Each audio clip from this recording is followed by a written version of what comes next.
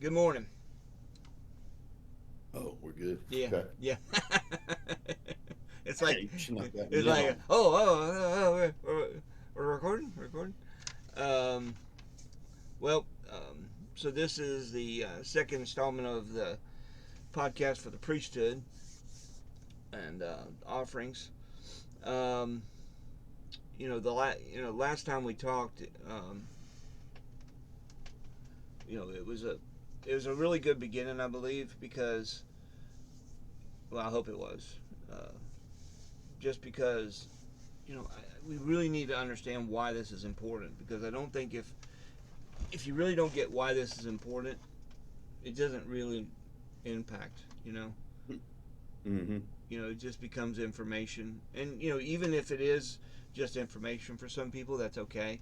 Because I know, like I said the last time, I think I even gave a little bit of a testimony to how long I had just the information rolling around in my head Yeah. uh, Yeah. before the application really hit me. So, I mean, I don't want nobody. I mean, if you have to wait 10 years for it to hit you, I guess it's worth it. But, you know, I'm trying to make everybody's path maybe a little easier. I don't know if that's a wise thing to do. Sometimes making people's path hard is the better way to go. Right.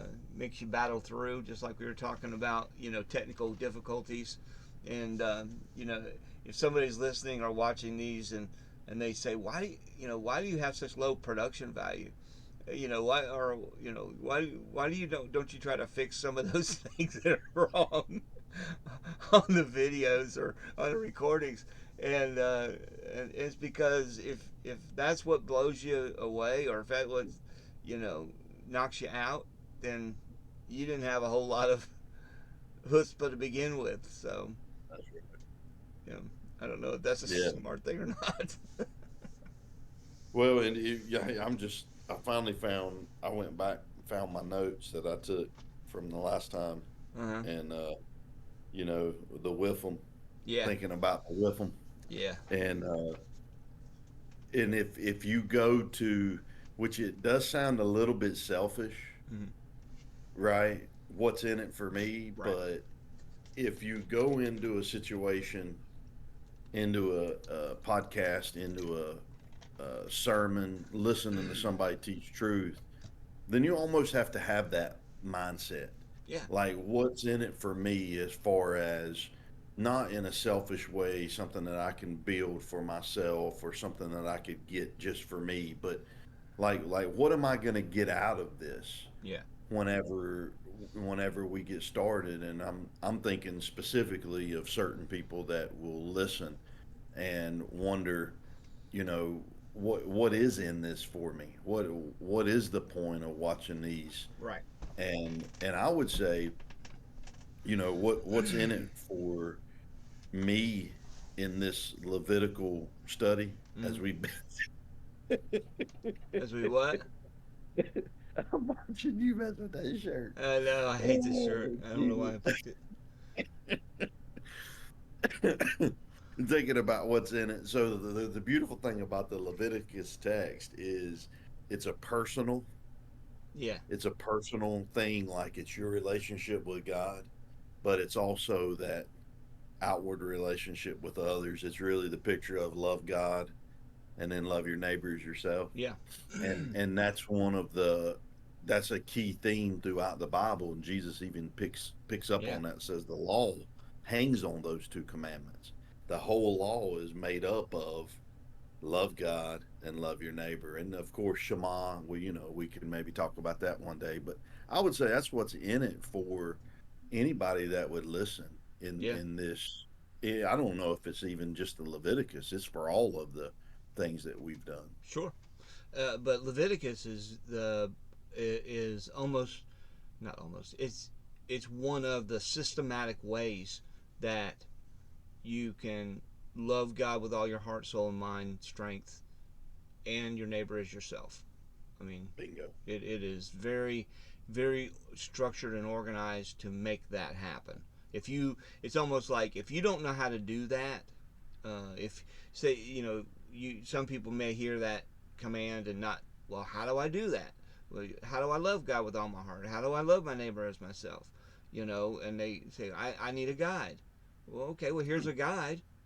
God putting, I mean, if you can't, if if you can't walk through it, and I'm not saying that you just need to figure this out on your own, but God literally said, okay, I don't want there to be any mystery here, and so here's your guide point. Here's your here's your portrait. Here's the portrait I'm going to paint for you, so that you can know how to react at every situation. And it really is comprehensive as far as you know how to act as a believer. And I think I even said this last time is, and as we walk through it, I think people will see, hope you see, is this is the only way that people can serve each other at the same time and still Mm. both be active. Instead of one being passive and being served, this is the only system that I know of where you both serve and benefit one another Yeah. at the same time. Like I think about like Sunday mornings, right? Sunday morning is very one sided, right? You have a lot of passive listeners Yeah. and one really active speaker, right? So that's not the way God intended this. He didn't want anybody to be passive.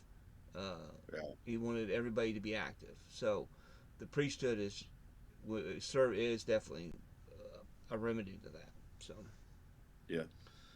um, I'm gonna go get my pen, but keep talking. okay, all right. Remember, So we're not formal. yeah, no. That if I ever start worrying about that, I think I'll just quit. Um, so one there's one passage that is so overt, and I apologize for clearing my throat all the time. It seems like everybody in my life seems to be wanting to get me sick right now. But there's a couple passage. There's one passage that really is so plain, and I'm not saying I'm taking things that are kind of vague about this. I mean, we've already talked about Exodus, where God says, "I want you to be a kingdom of priests, or kingly priests," and then I go to Revelation, where it says you're going to be kings and priests forever. This is going to be our job, and we know squat about it. It's almost like, hey, you know, um, you're going to be a rocket scientist for NASA, all right? And they go, okay, so since you already got a guaranteed job at NASA, go get your education, all right? And we go, okay, and then we go learn basket weaving. Yeah. It's like, okay, It's a good analogy. that is a bad plan, because when you get to NASA, what well you gonna learn on the job? Are you gonna take your calculator with you and hope you can crunch out those numbers, right? So I kind of feel like that. I feel like we're going to get to the end and we're going to be judged in a way that we never thought we were going to be judged.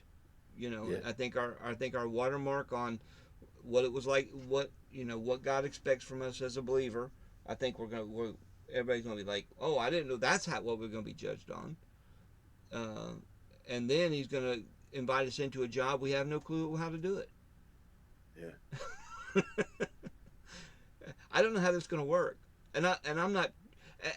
Sometimes I hear people talk about, well, if you don't know this or if you don't grow as a believer, then when you get to heaven, you're going to have to sit in a corner and suck your thumb and cuddle your whoopee because you're going to be too immature and I'm going to be above you and I'm going to remind you every day of eternity how I was ahead of you when we got here.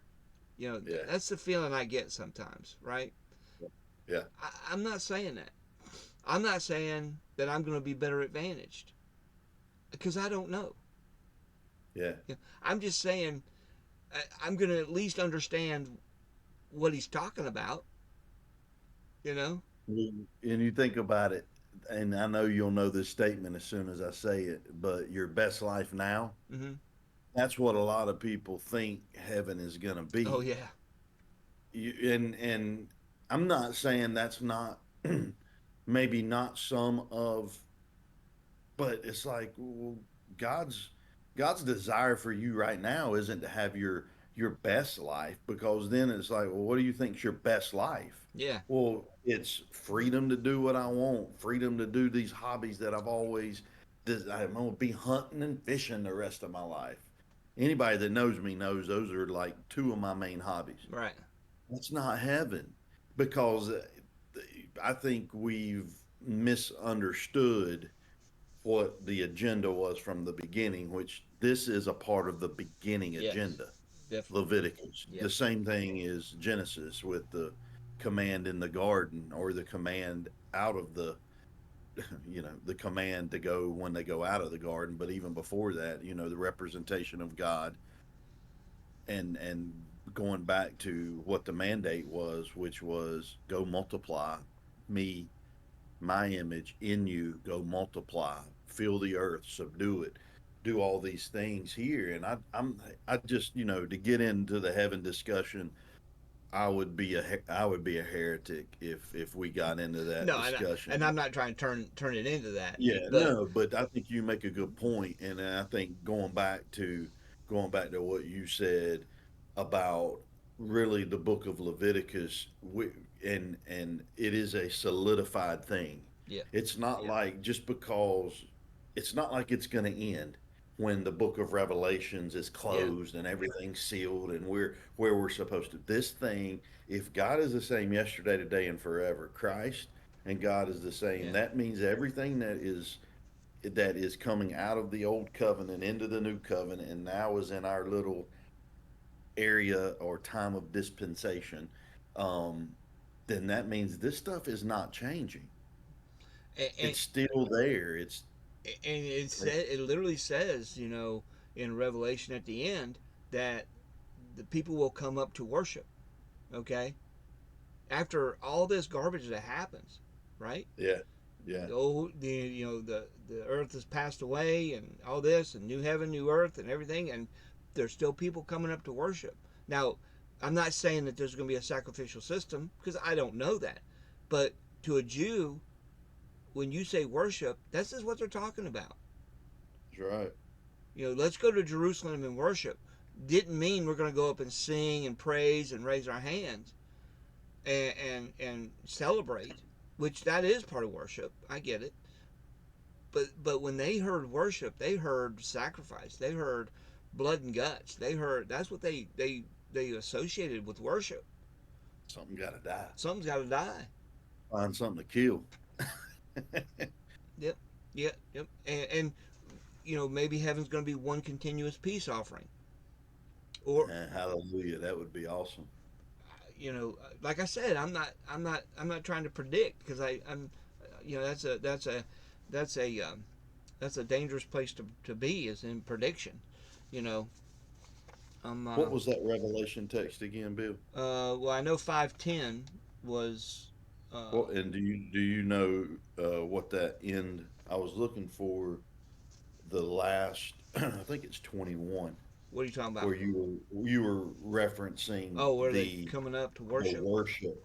Uh-huh. And not to sidetrack us, but one note here is, um, Jesus and God, Uh huh. of course, become the temple. Yes. The Lord God, the Almighty, and the Lamb are its temple. Yeah. Um, Again, I wonder. Yeah. That's in 21:22. I saw no temple 21. in it, for the Lord God, the Almighty, and the Lamb are its temple. Yeah, yeah. So there, like you said, there's still a practice. There's still a practicing of worship, Yeah. and of course, worship is not us coming together and singing songs, which is a major Mm-hmm. misinterpretation. Not that that is wrong, not that that is bad, but worship to a Jew was not just this singing songs. Worship to a Jew is I'm probably going to get blood on my hands. I'm probably going to get guts. Yeah. You know, as far as maybe whether it was the priest role and a part of that sacrifice or not, we'll get into that in time. But again, Yeah. it's like I've got something in it.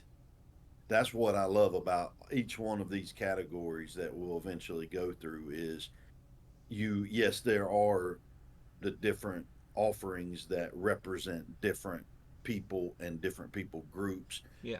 some personal, some priesthood and offer, and then the peace with everybody. Mm. But my point is that you always did you say that before we got started recording What? about the passiveness? Remember, you made Not that just comment what about being passive? uh, about the Sunday morning star. No, I I think just you said said that at the beginning. yeah. Yeah, you said that at the beginning. Yeah. It's like there's nothing passive here. Is what I'm trying to say. Right. Right. There's Nothing activity passive in Leviticus. with Yes. the and usually when and I'm thinking about who is the least active in all of these is the people that are the most immature. The immature people are the ones that are probably the most passive in it, right? Because they don't have the ability, and that's temporary. That's not long term. But we'll get into more of that.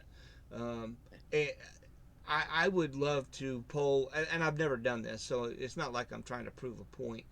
Like I've got to have somebody validate, what I'm saying, because I think the scripture validates it. If it doesn't validate it, then I need to change what I'm saying. Um, Yeah. but I would love to poll believers and say, how many offerings are there? Yeah. Or when you hear offering or giving yourself an offering, what does that look like? And a lot of if at the front of every church we have what's called the altar, but we don't even think about that. Mm-mm. We just call it an altar. I mean, how many people could really explain what that's even means? Can you imagine? Like some people, I just need to throw myself on the altar. Really? Can you imagine a bull, a lamb, a goat, a bird just running into the temple, running into the tabernacle, and just jumping on the altar? Mm. Yeah. Yeah. Good luck with that. How would that happen? Impossible. Is it possible? It could happen. Is it probable? No. Uh, But we think yeah. Improbable. we just think, hey, blump blump blump blump blop. Yeah. Yeah.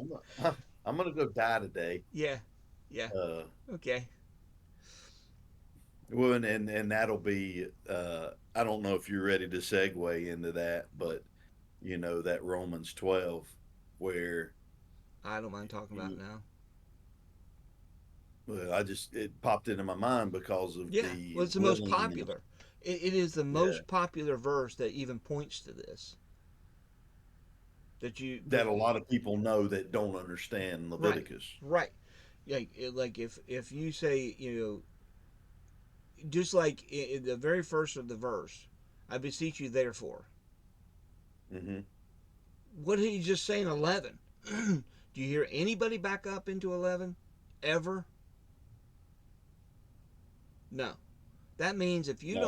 if you don't know what's in 11, you don't know the context of 12 1 and 2. So you got to back up into 11. Now, when you go back up into 11, though, it doesn't sound like he's talking about sacrifice. It really doesn't have the flavor of it. Um, I mean, it might now, but you know, if I read it, I would see parts of it. But anyway, my point is, we don't even slow down enough for that. I beseech you, therefore, brethren, by the mercies of God, break that down, and it gets to, and really what we're trying to get to is the living sacrifice, holy, acceptable. Those are big things, right? And it's not if if you look at the word holy, Let me make sure I'm getting the right pronunciation on this word. 28A. Huh? 28A.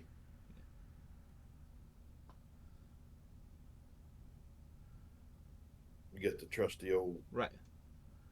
power sword. Hagios. Yeah. Sacred, set apart. Okay. So set apart, accepted, or acceptable, which means it's been accepted, or it's and how is something acceptable? It's correct. Well, how do you know that what you're bringing is correct? All right. You're bringing an acceptable sacrifice, wholly acceptable unto God, which is your reasonable service. Right? Read that Yeah. right?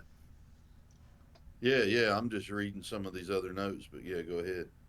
Um, Hey, Barclay says that the same word for holiness is also translated. The Greek word is translated saint. So you think about how we use that word yeah. saint and how we're afraid to use that word. Well, my one of my favorite examples because it's so elementary and so simple is just like this water bottle I've been drinking from, right? The water bottle's holy. And a lot of people look at you screwball because, well, how can a water bottle be holy? Well, as soon as I started drinking from it, it became holy. And you're like, wow, you think a lot of yourself. A lot of backwashing But there. I'm not talking about righteousness here. I'm talking about being set apart for a purpose. It's set apart, it's sacred. It's not going to be used for any other purpose. So once Yeah. I grabbed it off the shelf in the airport in Atlanta, it became holy. It's mine for a purpose. And what purpose is that? To keep me hydrated and my kidneys working. Right? Yeah. All right. So That's good. yeah. So guess what? How many people are trying to squirt out holiness? Yeah. Good luck with Yeah. that. Yeah. Knock yourself out. You're gonna get tired. I'll be right here waiting on you when you get back. You know, Well, and isn't that this was a discussion I talked to Dillingham about some things the Lord was whipping my butt with the other day, and uh, and one of the things that I've been, and I'm not going to say this is my struggle, but it is a struggle. But it's that idea of righteousness, mm-hmm. that idea of right living, the idea of when Jesus said, "Unless your righteousness surpasses that of the Pharisees and the scribes, you Yeah. won't enter into the kingdom of heaven." Yeah. And that idea again is okay, well, holy crap, man, they were like doing the best of the best. How do we do better than them? And it's really simple when you understand what Jesus is saying. Yeah. But it's hard to separate yourself from what you think is holy, Right. which people in that day were standing back and looking at the Pharisees and scribes and thinking, they're the saint. Yeah. Back to our word holiness. Yeah. They're the epitome of holy. And Jesus is like, no, they're not. But they were doing everything right. Right. But that what they were failing to do was Right. focus on others because they were so focused on their own works, their Mm-hmm. own determination to be better, Right. that they didn't realize that they were set apart not so they could stand up and give alms and pray in front of people and fast in front of people to get the glory for themselves, but they were set apart, or we are called to be set apart for the sake of other people. Right. They And were. it's pretty simple when you look at it, but we misinterpret things. Yeah.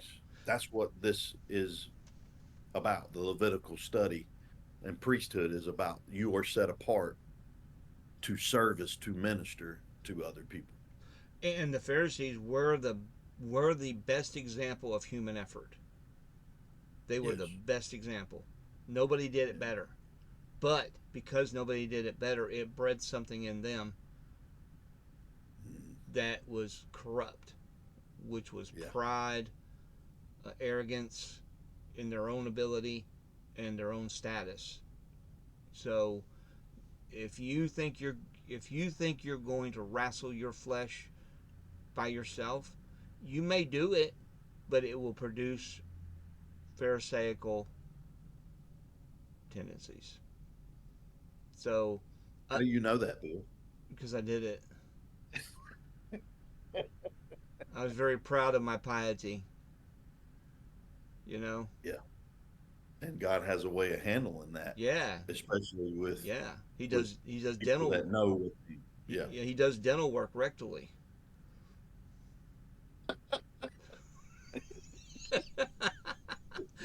Get that out of your head.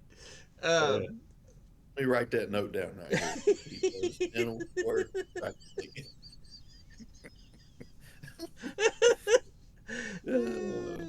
All right. Yeah, whoever's listening and driving, Yeah, keep it on the yeah, road. yeah. Don't swerve off with that one. Just understand it's better to piss your pants than hit the car in front of you. Uh, that's a good one right there. All right, so Yeah. I really want to lay into First Peter, and I want to kind of set the backdrop on this passage because Peter being the closest of the closest disciple to Jesus, right? Yeah. I mean, he had conversations with Jesus that none of the other ones did. So the fact that he would pop this out even speaks more to me, and and it is sort of speculation on my side, on my part. I think it's, I think what I'm saying is reasonably understood, but I know it's still in the realm of speculation because I don't know, I don't know what happened exactly. But you know, Peter is saying these things. Why? Because he understood intimately Jesus's mind and heartbeat, right? So the fact that he's the one coming out with this makes me look at it and go, wow, maybe maybe Jesus was really pointing this out to him, right? Back in the scriptures. Mm-hmm. And and this is, and because and because of us not having the Jewish culture, not being immersed in the Jewish way of thinking, um, we we miss it. It just kind of it just blows right by us, um, because we have nothing to hang on to it with. Uh, does that make? I hope that makes Yeah. sense. Okay, Yeah.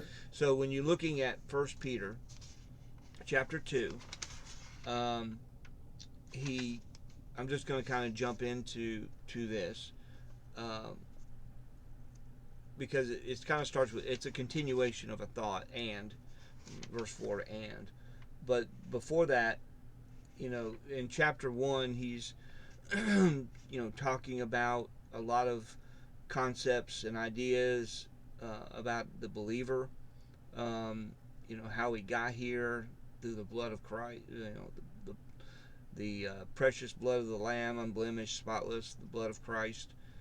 And then, for first verse of chapter 2, I'm trying to just put things in context because I don't want people to think I'm taking this out of context. And then, therefore, because all these things are true, therefore, putting aside all malice and guile, and all guile and hypocrisy and envy and all slander, like newborn babes, long for the pure milk of the word, that by it you may grow in respect to salvation. So he's talking about, okay, you need to mature, right? You need to mature into something, right? Well, what do you need to mature into? We just think, oh, I just need to mature, and we go after this arbitrary goalpost. It's almost like it's almost like watching Pee Wee football, right? They go hike, go for the goal, and they run to the sideline. It's almost like they don't know where they're headed, and the coach, no, this way, that, go the other way, and that's kind of what this is. It's like this gives you a goalpost of where you're headed, instead of just running around in the middle of the field in circles. You know, Sounds kind of like Forrest Gump. yeah, it does, doesn't it? Yeah, right. Yeah, As I think about the coach that they have there, and he goes, "That's one stupid," but he can run. Um, But he can run. um, Yeah, so, that's the that yeah. what? So do you think he's so if we could contextualize chapter 1 and the first part of chapter 2 with one word, what would you choose? Wow, one word. That's going to have to be a good Like what? word.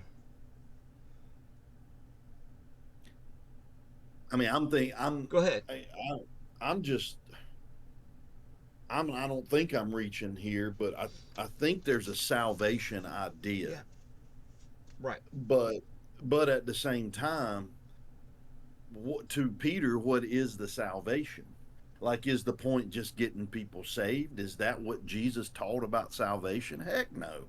I mean, if we know what Jesus taught about salvation, salvation's more than just being saved, but that being set apart for use of the service. So I don't know. I just wondering if there was a Well, he's describing, when you jump into this relationship with Jesus the Christ, it's almost like Peter's going, "This is what it's." Like people say, "Oh, I'm going to get married," and people say, "Well, what is really marriage?" And then you get into, well, it's a small word. It's a lot. It's a very common concept, but here's the deep roots of what marriage is. yeah. That's good. And it's kind of like that. He's going, okay, now that you're in this, now this is kind of the nuts and the bolts of where you are now and kind of what happened to you and what led up to that, right? Yeah. you know I put down the fullness of salvation. yeah. Maybe and or you could say the richness Mhm. of salvation, which is so much more than just smuggling our souls into heaven, Right, or teaching others to do the same. you know a baby doesn't understand it's born. It doesn't even understand uh, that that's alive, and or that what it's sucking on is part of it. you know Yeah, it's chewing on its feet and its hands and arm and anything else it can get in its mouth, but it doesn't even understand it's part of themselves. yeah, They'll bite themselves and then cry because they don't understand their. yeah. Wow, why do I feel pain? Well, you're you're biting yourself. Um, so anyway, not that he got teeth, but I was getting ready to say they're gumming they're themselves, but gumming yeah. themselves, yeah, and they will gum, yeah. Anyway, so I just thought of um, I just think of Herb when he's talking about sucking on. I hear him sucking on your fingers, sucking on your toes, and you don't even know that either one belong to you. Um, how many believers are like that? Yeah, Um, but as we grow older, then we can study what it means to be born and the intricacies of it and appreciate it and be inspired by it or but then we're not just born to be speed bumps in the world.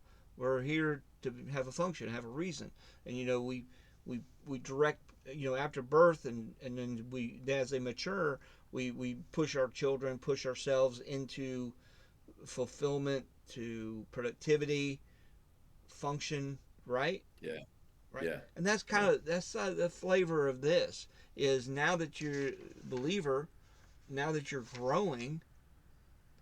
Verse 3, if you have tasted the kindness of the Lord and coming to him as to a living stone, rejected by men by choice and precious in the sight of God. So now you're coming understanding that Jesus is that living stone. Now that means nothing to us. It means zero to us, but to a Jew that's big. That's a big idea because they've heard these things over and over and over in their culture, and when they hear that, oh, okay, he's the chief cornerstone. He's the living stone in the sight of God. And then verse 5, he connects us to Jesus. You know, He connects us into that same idea and says, you also, as living stones, are being built up as a spiritual house. Okay, so now I had not been accused, but I have had somebody say, one person in particular say, when I was in seminary, they told us to be careful not to spiritualize too much, not to take scripture and spiritualize it too much, because it was dangerous, right? Mhm. And kind of a lot of what we're going to be doing in this with the offerings is spiritualizing things. We're going to take physical actions, physical people, physical things, and we're going to turn them into spiritual ideas. And that's why I Mm. say when you look at the priesthood, the offerings, and everything they did, it was a rehearsal for us because it Mm. was a picture Yeah. of a believer, how a believer functions, his tools, everything that he needs to to fulfill his his destiny. I'll put it that way. Maybe that's not a good thing. Um, his purpose, his reason for being here. All right. Um, so you're being built Let up. me point something out real quick. Sure. In five, I've never seen this, Yeah. but and the reason I haven't seen it, I guess, is because I haven't looked at it in our trusty Yeah. old Yeah. sword. Yeah. So Discovery Bible. Discovery Bible. So spiritual house Uh huh. for a holy priesthood, um, Livingstone spiritual house and spiritual sacrifices. Yes. So the spiritual is major emphasis, the first, the Yeah. spiritual house. Yeah. But then the other to offer up spiritual sacrifices, that one for whatever reason doesn't have emphasis on it. But it points out verse 5, like you're saying, just reiterating what you're saying, is this is has got to be spiritual experience, Right. spiritually experienced, Yes. because it's a spiritual house and a spiritual sacrifice, That means these things aren't going to be physical. That means that and not natural either, right? it's not something that I'm advocating that we do. What was your question again? I just realized I didn't hear it. Oh, I don't Jeez, know. you're worse than I am. uh, so It's yeah, I just but go ahead. I think you were getting ready to jump into six with the stones. not well, not quite yet. Um, Okay. but it has the same flavor of Romans 12:1, that these are acceptable to God through Jesus Christ. Okay. Now, Yeah. don't miss the arrangement of the words. Peter knew Jesus as Jesus first, then Christ second. Okay. And Yeah. if he flips those words around where he says Christ Jesus, if he ever says that, that means he's pointing to his office before his name. Okay. But in this, so it's everything that's part of the spiritual house and spiritual priesthood is through the man who was Messiah, right? That's Jesus the Christ, or Jesus Christ, right?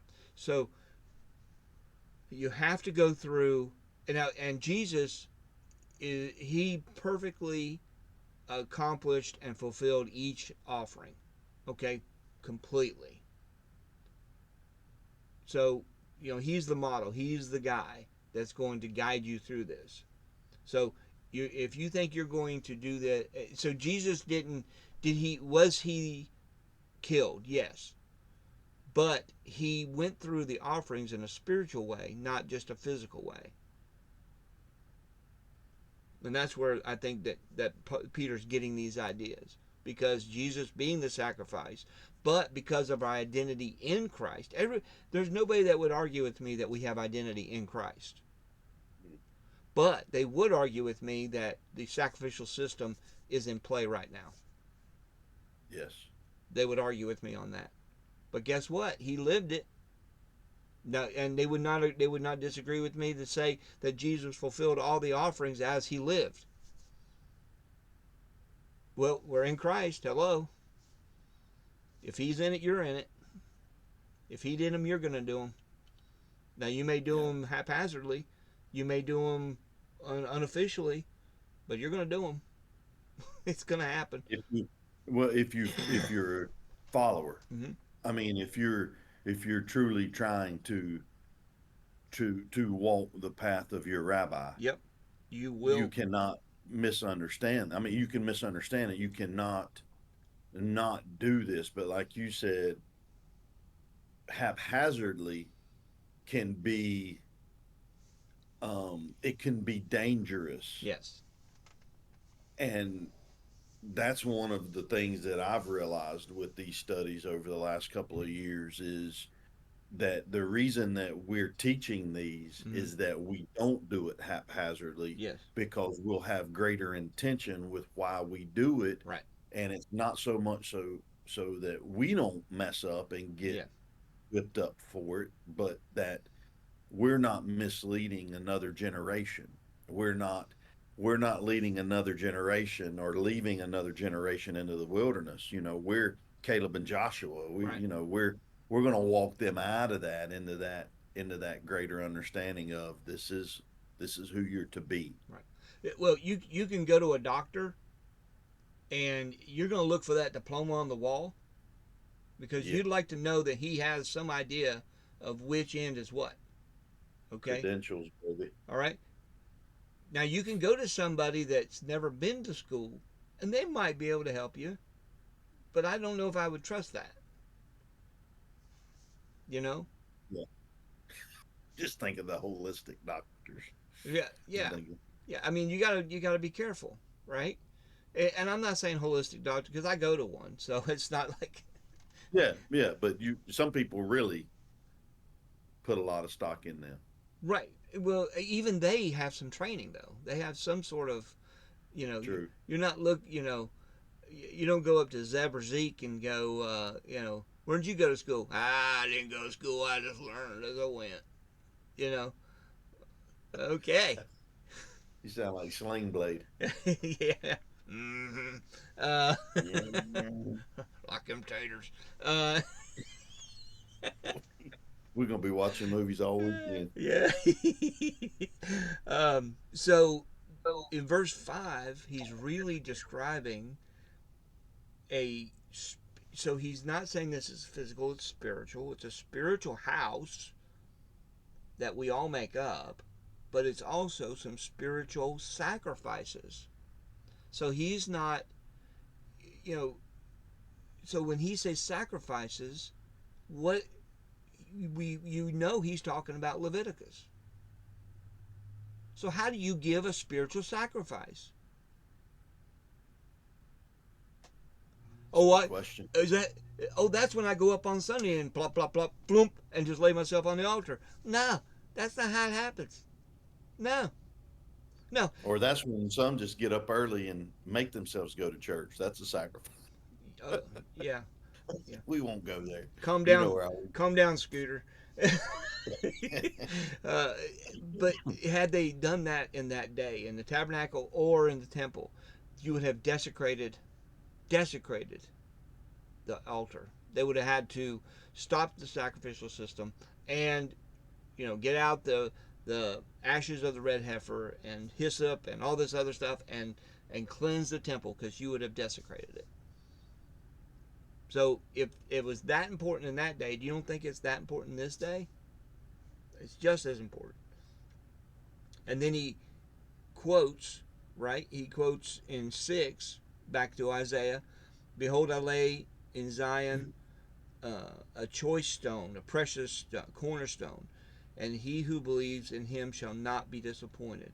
This precious value, then, is for you who believe, but for those who disbelieve, the stone which the builders rejected, this same very the shoot this became the very cornerstone, and the stone of stumbling block of offense. For they stumbled because they are disobedient to the word, and to this doom they are also appointed. But you," and then he goes back to Exodus. So this is a reference back to Exodus. "But you are a chosen race, a royal priesthood, a holy nation, a people for God's own possession, or King James says peculiar people. God, how many times have I heard, "You're gonna be weird. You're gonna be weird. You're gonna be strange." That's not what that means. Peculiar, a procured people. In other words, a bought. You have been you have been bought into service. All right.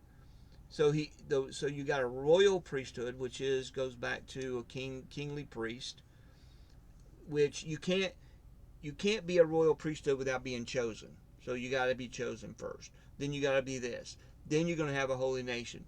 So do we have a holy nation? No. Do they have a holy nation? Did they have a holy nation? No. Why not? Because the priesthood was corrupt. Mm. That's it. So what do we need now more than ever? We need a functioning priesthood. We need a functioning priesthood, and that's the depressing part to me. I see no avenue to get this done. What do you mean? Well, I shouldn't say it like that. What I mean is the job of getting a functioning priesthood is so huge.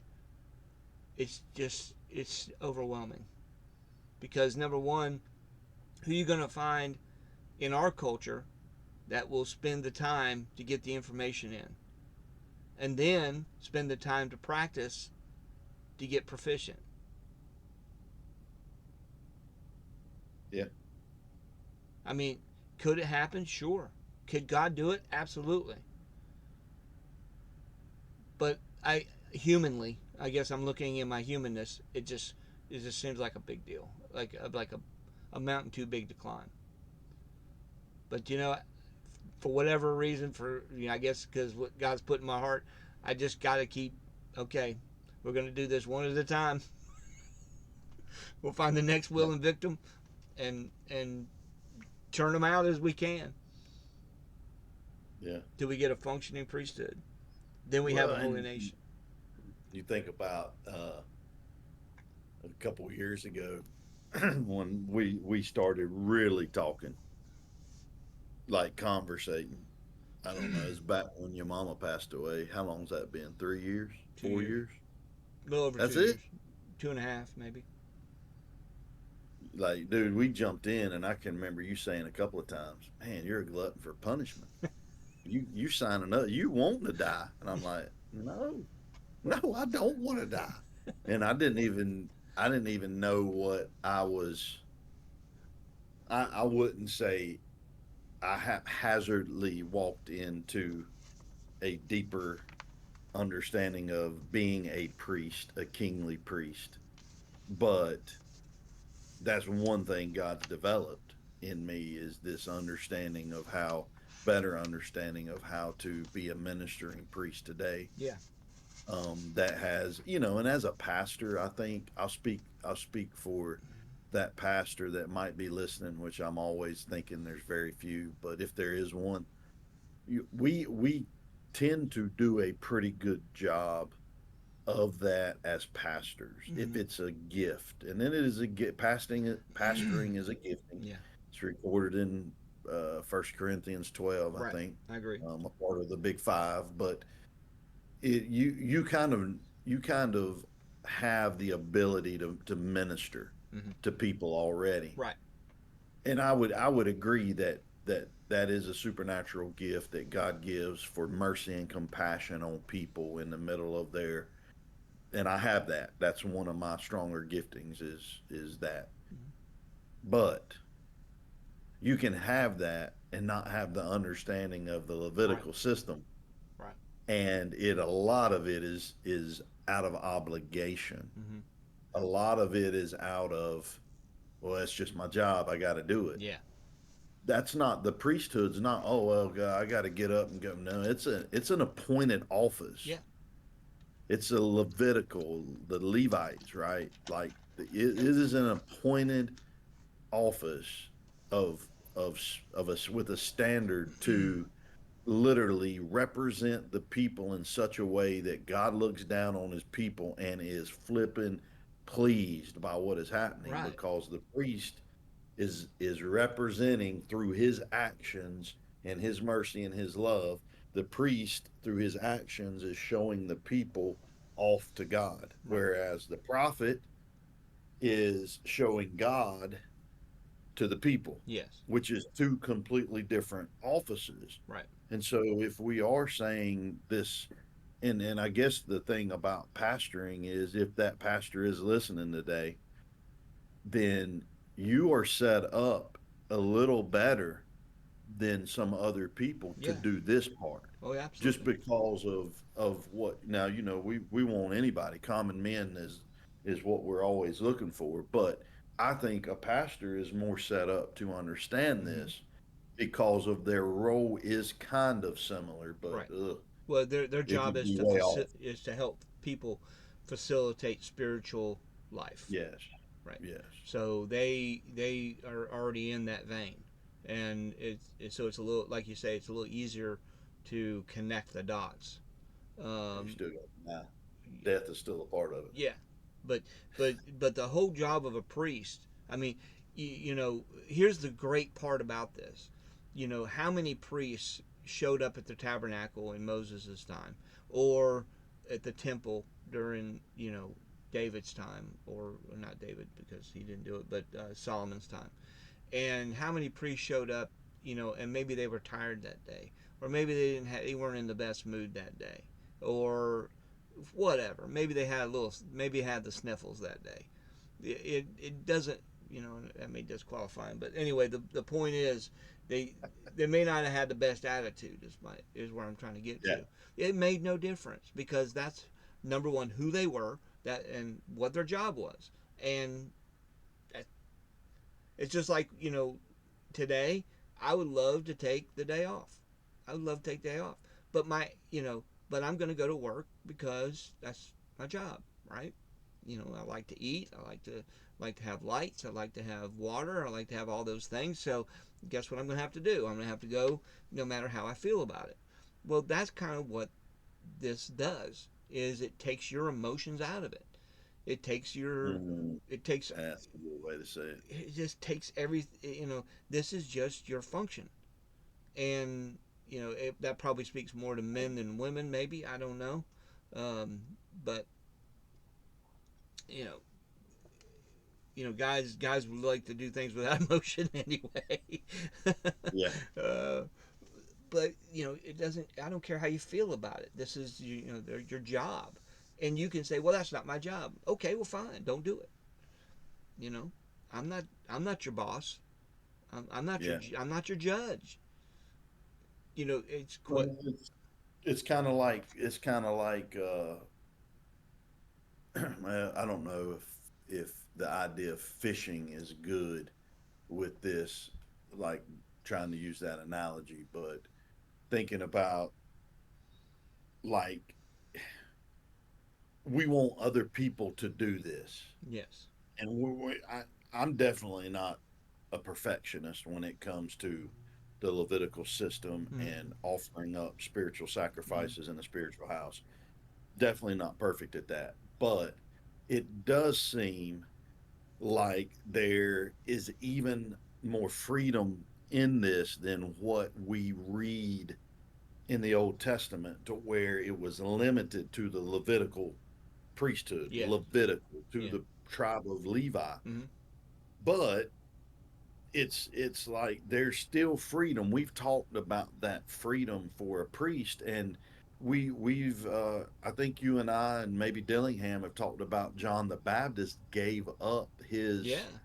official right to be a priest Mm-hmm. because his father Zacharias was, but that would have been him. Of course, had the lineage, he Right. had the bloodline to be that. So what I'm saying is, there's freedom there. Mm-hmm. Even you said, I'm not your boss. Yeah. You're not my boss. No. There's freedom to sit down with this information or not. Yeah. But we have to understand what's at stake if we do not understand this. because you might be okay saying no, but you might not like the results Right. of what happens when you say no. Right. Well, a lot of our spiritual nutrition comes from doing spiritual sacrifices. So yeah, you know, just like somebody says, "Hey, I don't want to work because I don't care about eating." I'll be like, "Well, okay. I don't know how. I don't think you're gonna like, but don't go. You know, don't complain that you're, 6'3" and weigh 100 pounds. Well, You have no energy because you have no nutrition. I don't know how to. I can show you the path, but I can't walk it for you. I can't even Yeah. do it for you. It's kind of like it's illegal to even do it for you. Mm. I mean, I can hand you some of what I got, you know, but ultimately, it's got to be up to you. Um, I think a lot of people are living off of other people, and I think that's one of our other problems. A lot of people are living off of other people's efforts, um, and they're not living off their own. But you know, we are, and when you bring up, Society and yeah, spiritually. and where just so we can kind of say it right now is there's two offices in the priesthood, only two. That's all we ever read about is two offices: the high priest and everybody else. That's it. So nobody's over anybody else. You might have different functions at different times. You may have different, you may be on duty or on you know in active involvement at certain times when other times you may not be. Um, but nobody can claim higher status than anybody else, because if you're in the priesthood, you're just in the priesthood. We're not talking about being the high priest. I can't be the high priest. I'm not the high priest. Hebrews is clear about that. We have one high priest, but then there's everybody else. And everybody Yeah. else has a function, has a purpose, has a reason for being there. And you're not going to find anything more fulfilling. Um, anyway, I'll let you get the last word on that. You have Oh. anything on? Okay, all right. So I'm good, bro. Romans 15. Now this is the verse that clicked it over for me. Romans 15. Yeah, Romans 15. Paul is talking about um, others. Uh huh. He's talking about Self service. denial of Yeah, others. Yeah. yeah. He's talking about others. Um, and then he says something very, very curious. And this is what sparked it for me. Oh. And, I start in 15 because I want to get in 16. 16 is really, really what I want to be. Um, he says, "But I have written very boldly to you on some points, so as to remind you again, because of the grace that was given me from God, to be a minister." Now, if you look up that word, that's the only time this word is used in the New Testament. Now, I'm going to just so I can't be, well, I'll be accused of all kinds of stuff, but I don't want to be accused of taking this word, taking this wrong. Um, a minister, okay? It's I could say it in Greek, but I'll destroy it. But it means a public service, a functionary in the temple or gospel, okay? Um, I was wrong too. It's used 5 times. The next one is what I was thinking of. So it's used 5 times, but it means to be a functioning person at the altar. He's talking about a functioning priest. Okay, yeah, that's it. A minister, a minister. So I am a functioning priest of Jesus Christ. Do I need to pause for a while, let that sink in? Paul's calling himself a functioning attendant at the altar of Jesus Christ. Okay? A minister of Christ Jesus to the Gentiles, ministering. Now that's the word ministering. That's the word this is the only time it's ever used. And it means to be a temple worker officiating as a priest. So Paul's connecting himself to a priest standing at the altar, ministering as a priest of the gospel of God, that my offering of the Gentiles might become acceptable, sanctified by the Holy Spirit. So Paul is describing him. He's describing the temple. He's describing the altar, and he's describing the Gentiles as the sacrifice he's about to offer on the altar. Say that one more time. So Paul's standing there at the altar as a functioning priest, waiting, and he's going to offer the Gentiles as an offering on the altar. Now, you can say I'm spiritualizing this too much, or you can say I'm pulling us out of dark areas, but that's pretty plain. Paul is describing himself as a priest that ministers at the. Now, you may say, well, that was Paul. Oh, really? Well, I don't remember anywhere where the priesthood was only assigned to certain people in the family. Right? So you say, wait a minute, wait. Well, they were part of Aaron's kids. Yeah, right. Well, guess what? You're Jesus's kids. So you're in the family. It's the fact you're in the family. You're in the family. So you're that's your only, just like Aaron the priesthood, they had one way of surviving because they had no land. They were given no inheritance. You go to Colossians where Paul is talking again. He's talking about the inheritance of the saints. In Colossians, I think it's 14 or 15, I believe. I mean, you check me out. I don't know. I can't remember off the top of my head, or maybe 13. But I think it is 13. But anyway, my point is that this is the inheritance of Aaron's kids was the priesthood. That was God's portion, right? God gave them his portion. That's where the tithe comes in and everything. We won't get into that. But so this is our inheritance as the part of us being in the family. And again, why are we anemic? Why are we skinny? Why are we weak? Why are we this? Why are all the problems of associated with malnourishment? Why are we those things? Well, because we're not fulfilling our job. Therefore, we're sick. Therefore, we're not strong. Okay, so I've got something I want you to clarify. Sure. If you think it can be clarified with this question. Okay.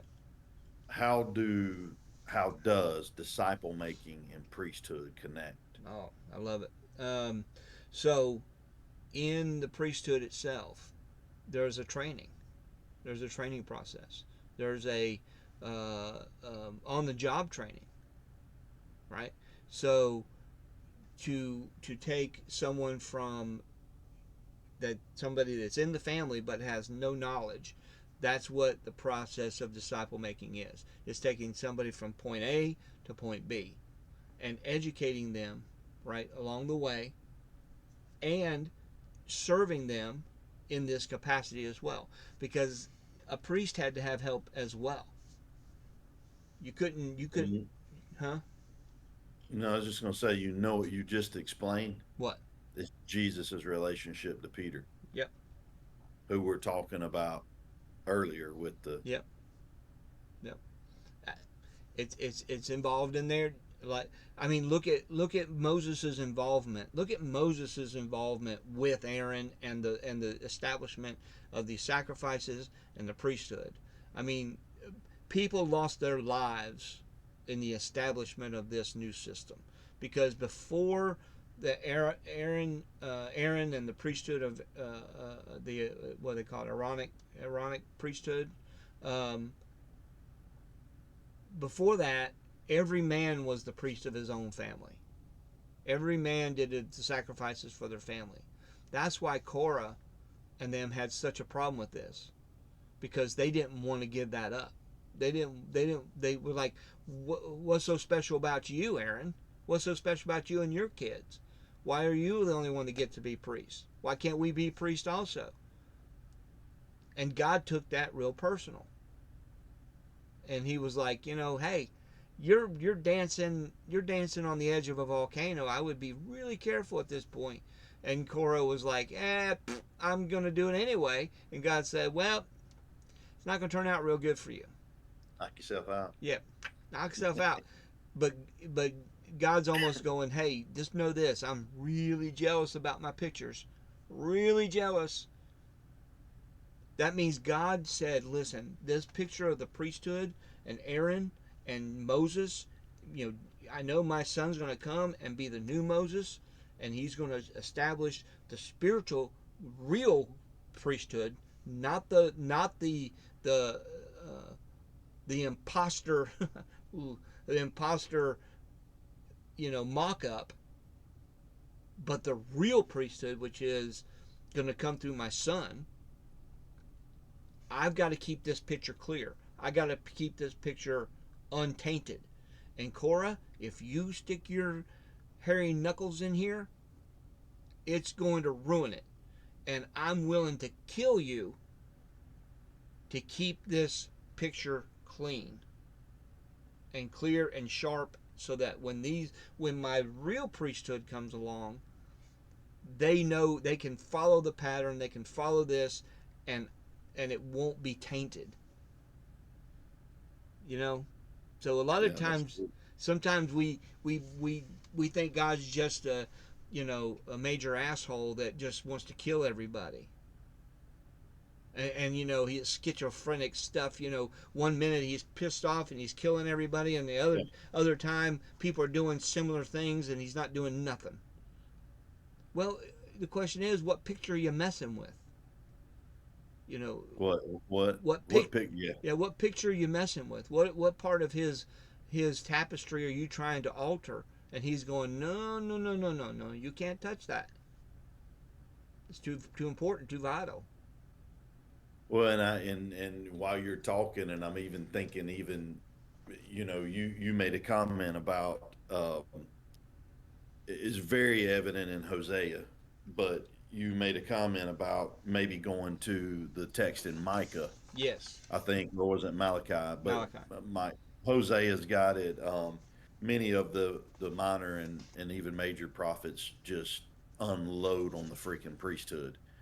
But I'm even thinking about go beyond that. Mm-hmm. The 500 years of silence, 480, however many years you want to say, from Malachi to Matthew, and look what Jesus walks into. Oh yeah. With Caiaphas as the high priest, with the misrepresentation, Oh.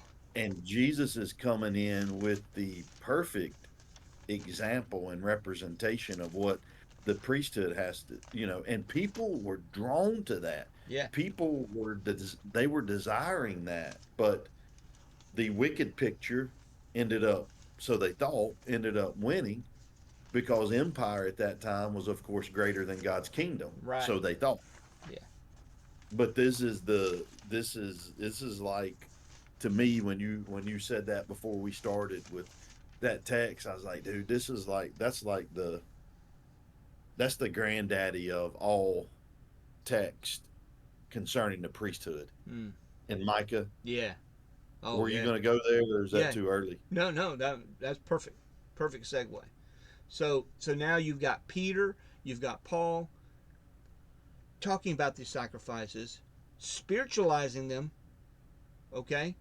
So I'm going to take that as a green light. All right, that if they can spiritualize it, if they, it's almost like a lawyer. You're in the court of law. If one lawyer asks a question or brings in evidence that opens a door to a question maybe the other one didn't want him to ask. Yeah. I've heard it in TV shows where the judge will say, "You open the door, Yeah. you crack that door open, they get to go through it too." So so that's the way I feel about this. So now I can look at the Old Testament. I can look at, because now it not only brings in the priesthood, but it also brings in the kings. So now Mm. I'm looking at this now through spiritual eyes, not physical eyes. So now I get to see how the priesthood and the kingship interact with one another. And now that becomes, now kings, even kings, and we're not going to talk about kings, but Not yet. not yet. That'll be another podcast. So Maybe 2 years down the road. yeah, exactly. Um, so when you get back, how does God feel about a corrupt priesthood? Because I feel like we have a corrupt priesthood right now. I really do. I mean, and I don't think it's necessarily intentional, but whether it's intentional or not, it doesn't matter. It's still corrupt. You So when you go to Malachi chapter 1, God is not really happy with what's going on, right? In Malachi. Now, the first of the chapter talks about how much he loves Israel, and he does. And because of his love and his jealousy for them, brings this next thing, and this is this this should scare the bejeebus out of every believer. It should. So when you get to verse 6, it says, "The son honoreth his father, and the servant his master. If I be a father, where's my honor? And if I be a What master," verse are you in? chapter 1, verse 6. Okay. Are you there? Micah or Malachi? Malachi. Oh yeah, Did I say yeah. Micah? So I was thinking. I thought you had said Micah. I was thinking Malachi, but yeah, go ahead. I'm there. I was just testing you. You've passed. I Um, said Micah. oh, okay. Malachi. Yeah, I may have said Micah. it's okay. Um, so a son honors his father, and a servant his master. If I be a father, where's my honor? If I be a master, where is my fear? Saith the Lord of hosts unto you, O priests, that despise my name. And ye say, where have we despised thy name? Hey, we're doing the job, we're doing the work. How have we despised your name? You have offered polluted bread upon mine altar. Now think of what the bread is, right? What's the bread? Truth. So be careful how you handle the bread, dude. And you're like, wait a minute, I don't offer bread on the altar. I offer bread for people to eat. Well, guess what? This is all spiritualized, yo. Hello? And you say, Yeah. wherein have we polluted thee? And I say, the table of the Lord is contemptible. Okay, so that's where the idea, whenever later we're going to be talking about the offerings, who's sitting at the table. All right, that's why we say it like that. It's because God says it like that. He says when you're looking at the sacrifices, when you're looking at the offerings, it's a table. Who's eating what, right? And verse 8, and if ye offer blind for sacrifices, is that not evil? If you offer lame and sick, is that not evil? Offer it now unto thy governor. Will he be pleased with thee, or accept thy person, saith the Lord of hosts? So God's going, okay, you're being a corrupt priesthood because you're telling people that substandard sacrifices are okay. Oh boy. So, how many definitions of a good believer do you think there are in the world today? Oh God. a lot. Guess what? It's not our definition of what a believer is or what a good believer is that matters. So what does God say? What's his definition? What's his standard? Is that heavy? Is that heavy? Do you feel the weight? I feel the Oh, weight. I felt it. I feel the weight. I felt it. I feel the weight. Scares. It should scare us. It should. It should scare Yeah. us. Not because we. Not because and not scared because, oh, God's coming to get me. Oh, God's going to take away my house. He's going to take away my family. He's going to take away my money. He's going to take away my health. Oh, I don't want. No, no. That's not. That's not the fear I'm talking about. I mean, because that may happen. Those things may happen to you. And it may happen to you because you're doing everything correct, not because you're doing everything wrong. Okay? Well, and I'll even bring this up real quick because it's fresh on my mind. And Jesus goes back and he says in the Beatitudes, which I think is a phenomenal sermon that Matthew puts together. I'm not sure Jesus preaches that. Anyway, see who's listening. He does preach it. It's his life, but Matthew's the only one that puts it together like Yeah. he puts it together. So, one thing that Jesus says is in I think it's 5:10 of Matthew, blessed are you if you are persecuted for righteousness' sake. Mm. Yeah. And so then it's like, okay, well, that's again going back to our Pharisaical mindset of, well, righteousness is how good we are before everybody else, and not saying this bad word, not drinking this, not smoking this, not eating this, not, and it's all the actions that Right. are internal. Right. But true righteousness can be defined by defining evil. Mm. And what evil is that thing which literally does not care one thing about the other person in order to get personal gain. So, true, pure evil is the desire to do something for personal gain Yeah. and at all cost of anybody else. So, I say that to say this fits well with that thread that I was pulling on the other day, Yeah. where going back to what makes a good Christian, the fact that they're righteous and do everything right? Right. No, Right. because the idea of being persecuted for righteousness, then Jesus says about 8 verses later in chapter 5, verse 19, blessed are you, right? Or he says, unless your righteousness exceeds that of the Pharisees, you can't get into the kingdom of heaven. Right. Well, what were the Pharisees not doing that they thought they were doing that was good? But what were they not doing? Well, they weren't ministering to others. They weren't Right. that outward idea Right. of you are called to be a priest, not so you can walk around and wear the garments of the priest to No. be the Or you lord are it over called. people, or That's stiff right. arm people from coming back to God. That's not your job. That's right. Your job So what is the job? is to facilitate. It is to be the facilitator of the sacrifice. You know, as long as it meets the qualifications, you don't get to say no. Yeah.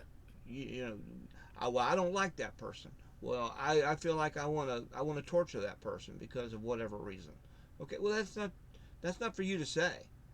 That's right. So it's you're just a facilitator, Duty. huh? Duty. Yeah, it is. Duty. It is your job, and Duty. and to know what to do. Right, exactly. And if Commission. yeah, it is your commission. Um, and and God's saying here, like in verse 8, is I'm not accepting this. Okay, you're telling the people it's okay, but I'm not accepting this, and nobody else in the physical realm would accept it either. Try offering that to your governor is what mine said. Yeah, try offering that to your leader and see and let's see where your head ends up at the end of the day. All right, and verse 9, and now I pray, beseech God that He will be gracious unto us. This hath been by your means will he regard your person, saith the Lord of hosts. And he, I don't want to miss the Lord of hosts. That's God's fight name. That's God's battle name. Lord of hosts. So it's like it's almost like the United States Army is camped out on your doorstep, and if your next move determines whether or not they come through you or they go home, right? Yeah. I mean that's pretty serious. Yeah, your butt will be sucking buttermilk. What is?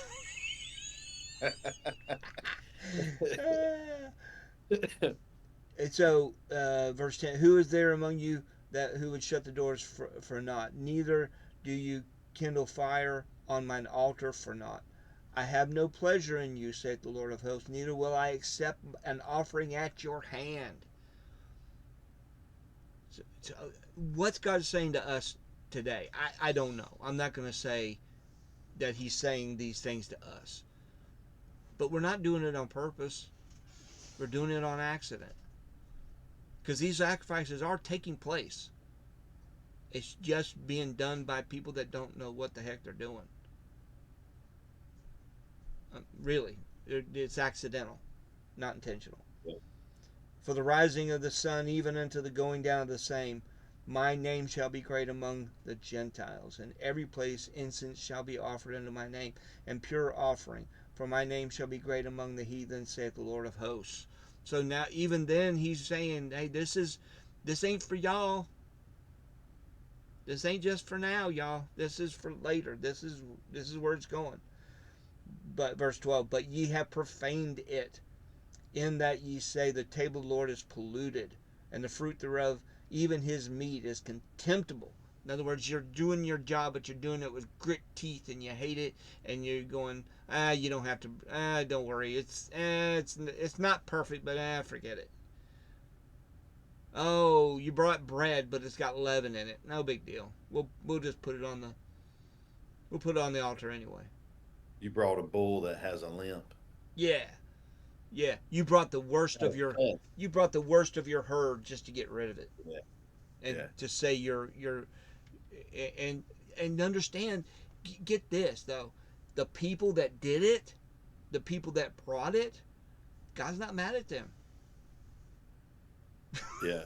That's not. He's not railing Uh-uh. on the common offer. He's railing No. on the priesthood. Yeah, he's railing on the priesthood because you are the guys that's supposed to be the gatekeepers. You're the guys that's supposed to keep the things to standard, and you're not doing that. Now, think about believers now.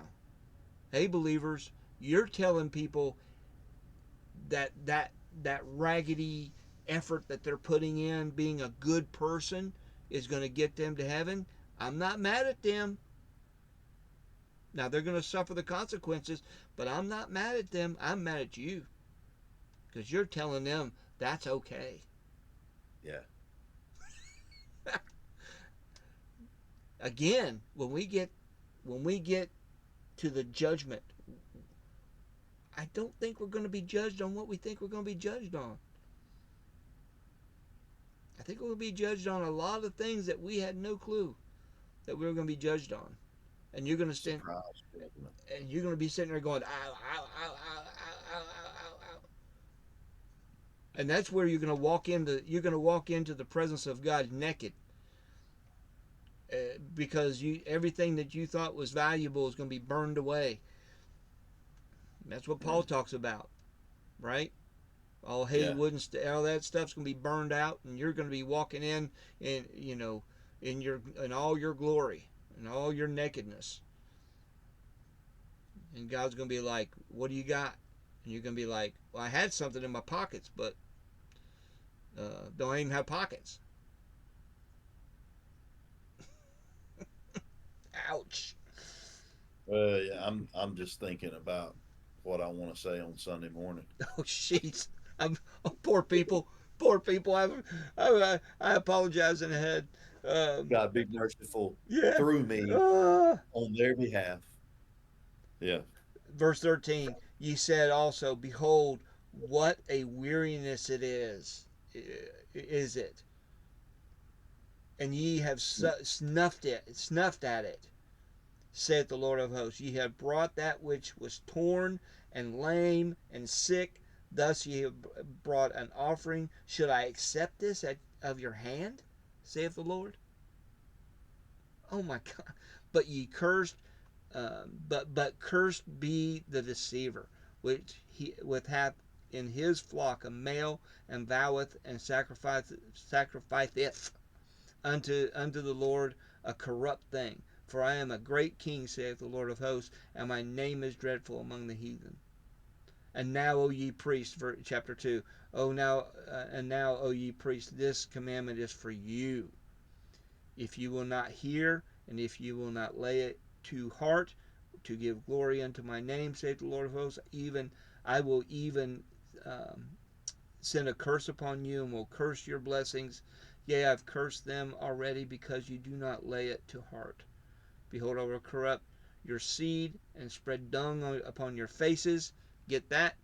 Um, Nice yeah, imagery. yeah. Even the dung of your solemn feasts, and one shall take you away with it. And ye shall know that I have sent this commandment unto you, that my covenant might be with Levi, saith the Lord of hosts. Look at 5. My covenant with him was designed to bring life Mm, and peace. I gave it statutes to him to mm, fill him with awe, and he indeed revered me and stood in awe before me. He taught what was true. Sinful words were not found on his lips. He walked with me in peace and integrity, and he turned many people away from sin. For the lips of a priest should preserve knowledge of sacred things, and people should seek instruction from him, because he is the messenger of the Lord who rules over all. You, however, I mean, what a freaking analogy yeah, between, and then it says, you, however, you have corrupted the covenant with Levi, says the Lord who rules over all. Therefore, right, I have caused you to be ignored and belittled before all people to the extent to which you are not following after me and are showing partiality in your instruction. right. So what have I really described here? I've described, I definitely have described the condition of the body of Christ today. Yeah.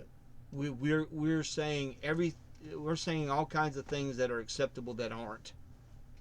Okay, and I'm not talking about, again, we're not talking about oh, we just need to live better. No, no, that's not what I'm talking about. I'm talking about we don't know how to serve. We don't know how to serve. We don't know what to serve, and we're saying that things that should never be brought, never be accepted on God's table, we're saying it's okay. And God's like, I'm not amused. I'm not amused. Hmm.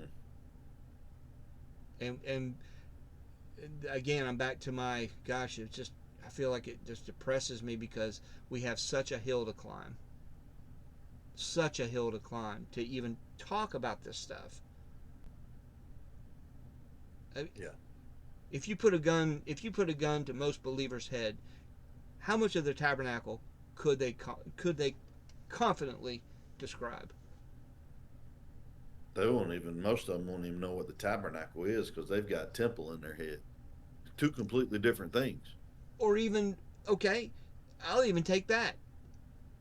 Tell me what's in the temple. Tell me why it's there. Yeah. Tell me your job in it. Yeah. We're again, I'm not encouraging myself at this point. Yeah. But that's part of We're what this screwed. is. But We're screwed. unless a miracle happens,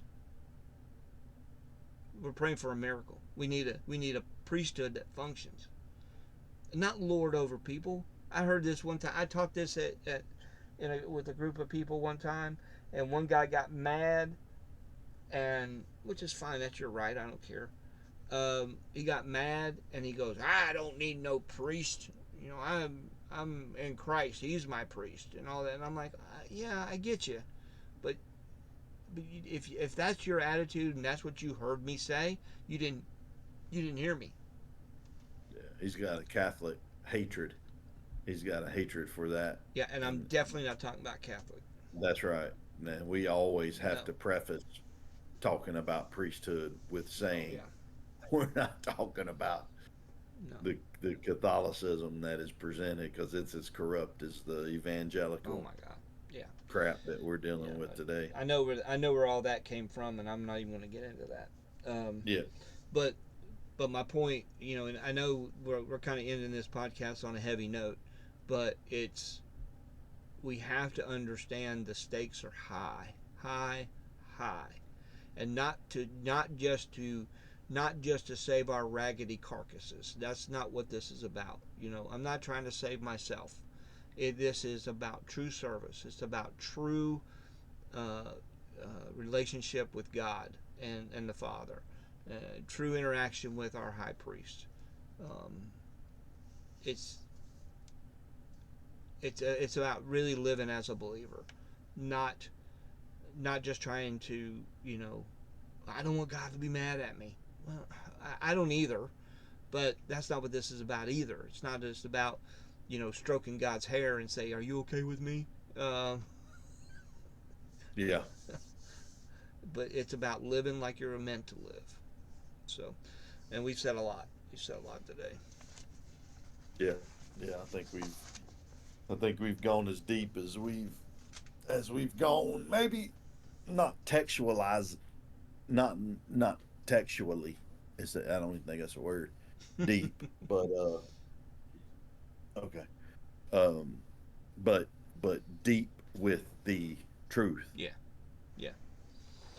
But next time we do one of these, we'll start talking about the tabernacle, and we'll start talking about, and we need to talk about the tabernacle, not in depth because that's a whole other podcast, but uh, but just generally so that we understand. It's almost like you're going to tour the facility in which you're going to work. On your first day of the job, they go in. This is what we do over here, and this is what we do over here, and this is what we do over here, and don't touch this. Don't go there. That's not your job.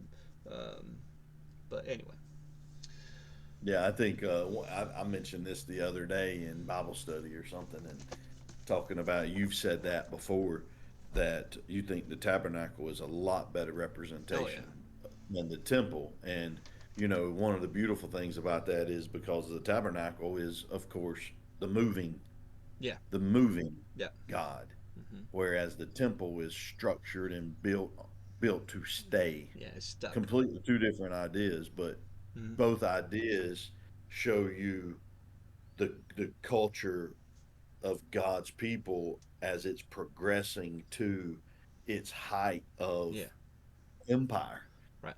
right? Because nomadic is what God's called his people to be, Hmm. movers, Hmm. wandering, not aimless wandering, Hmm. but moving. Yeah, yeah, How often did persecution show up in the book of Acts because they wouldn't get their ass moving? yeah, yeah. And we wonder why the tabernacle is the key. Not that the temple isn't, Right. but the tabernacle is a huge part for me of understanding the Great Commission, Hmm. the idea of going, idea of moving. Yeah. And we'll get in, we'll talk about the differences between the tabernacle and the temple. I think they both have a reason. God wouldn't just allow it to happen because Yeah, yeah, he's real particular about his pictures, um, yeah. but there's a You said reason behind it, huh? you said that a couple times today. Yeah, yeah. I want because that's what this is. It's a picture. Yeah, Yeah. All right, man. that's good, Later, brother. Mater. See you.